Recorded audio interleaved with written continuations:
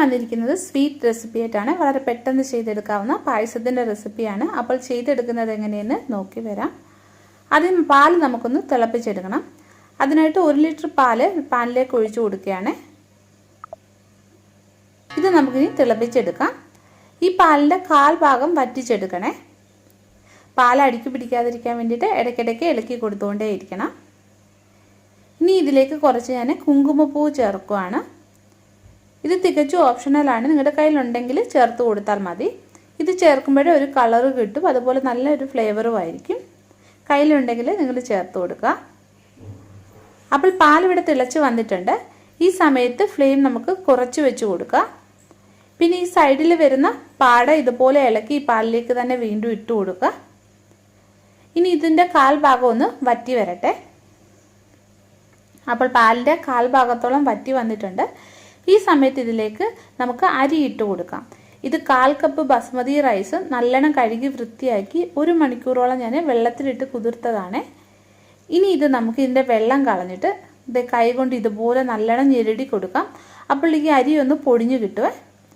നിങ്ങൾ മിക്സിയിലൊന്നും ഇട്ട് പൊടിക്കേണ്ട ആവശ്യമില്ല. കൈ കൊണ്ട് തന്നെ ഇങ്ങനെ ഒന്ന് ഞെരടി കൊടുക്കുമ്പോഴേ ഇത് അരി നല്ലോണം പൊടിഞ്ഞു വന്നോളൂ. ഇനി ഇത് നമുക്ക് പാലിലേക്ക് ഇട്ട് കൊടുക്കാം. ഇനി ഇതൊന്ന് വെന്ത് കുറുകി വരട്ടെ. അപ്പോൾ അരിയൊക്കെ വെന്ത് വന്നിട്ടുണ്ട്. ഈ സമയത്ത് ഇതിലേക്ക് 1/4 കപ്പ് പഞ്ചസാര ചേർക്കാം. കൂടുതൽ മധുരം വേണ്ടവർ 1/4 കപ്പിൽ കൂടുതൽ പഞ്ചസാര ചേർത്ത് കൊടുക്കാവേ. മധുരം നിങ്ങളുടെ ഇഷ്ടത്തിനനുസരിച്ചിട്ട് ചേർത്ത് കൊടുക്കുക. ഇനി ഇതിലേക്ക് കുറച്ച് ബദാമും പിസ്തയും പൊടിച്ചത് ചേർക്കാം.